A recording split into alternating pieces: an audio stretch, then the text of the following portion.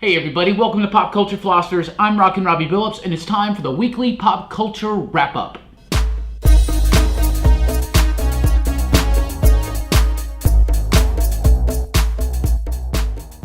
That's right everybody, the weekly pop culture wrap-up is the show where I go over the week's pop culture news, mostly comic books and movies. And let's jump right into it. Comic book news. Fantastic Four, I'm a huge fan, so anytime I have an opportunity to talk about the Fantastic Four here, I will. Alex Ross, extraordinary artistic talent, especially in the comic book industry, he shared an image of Reed Richards and Susan Richards, the Invisible Woman and Mr. Fantastic from the Fantastic Four, in what looks like redesigned suits, like redesigned brand new Fantastic Four suits. Apparently he posted it up on Instagram and almost immediately took it down as if it was something he wasn't quite supposed to share yet, or something like that. So lots of speculation.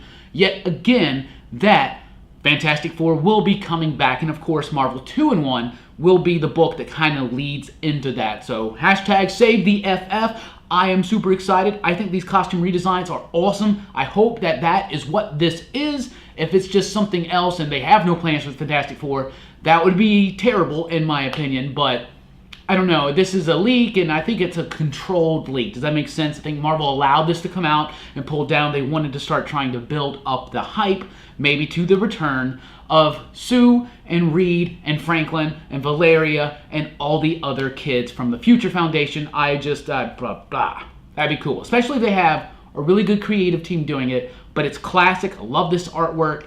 Kirby-esque, really cool, fun stuff.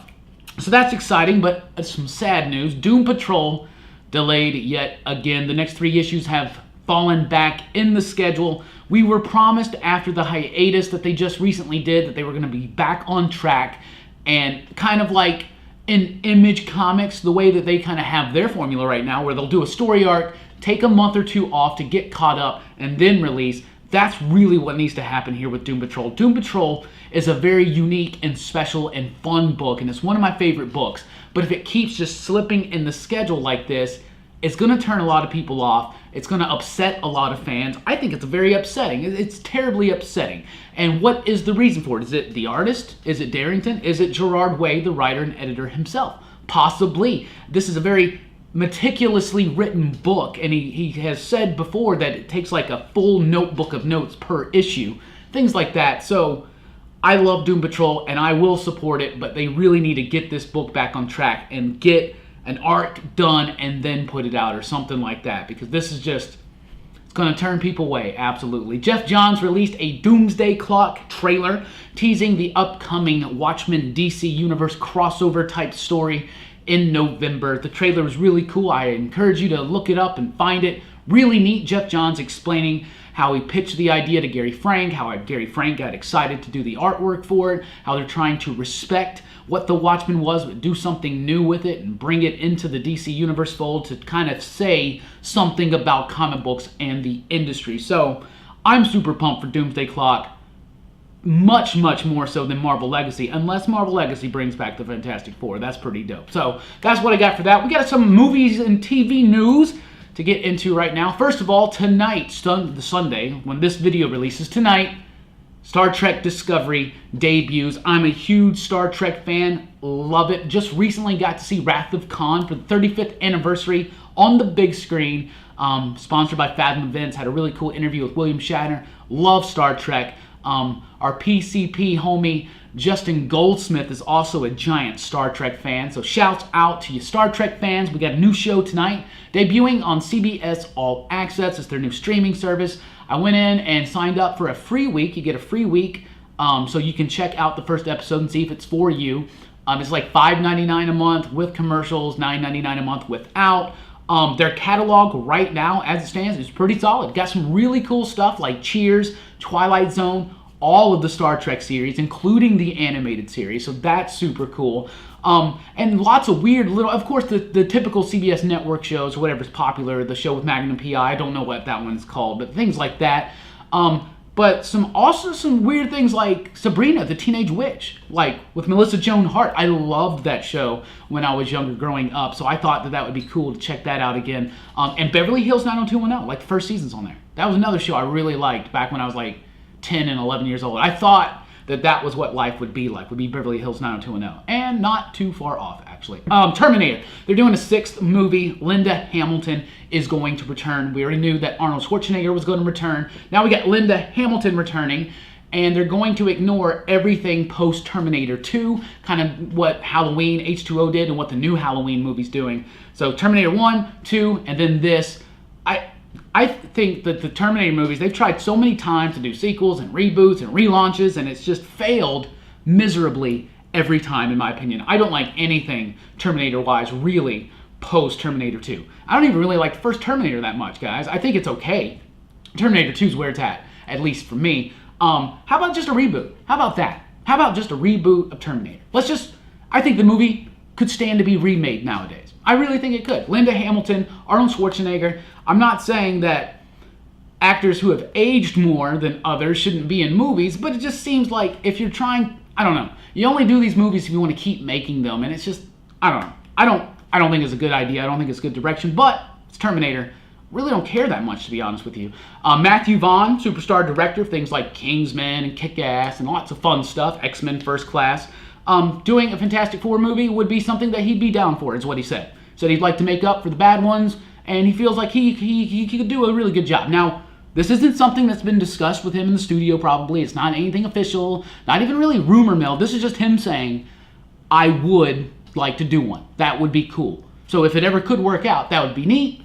We shall see. I don't know. I don't know if his style would be what the FF needs, but it might be what the modern day movie audience needs from an FF movie. Possibly. HBO has greenlit the pilot for that Watchmen series that was rumored by Damon Lindelof. So now we shall see. They're going to make the pilot, and then if they order the series, we will see it, and we will be able to judge it based on that. I don't think it's a bad idea to do a Watchmen series on HBO.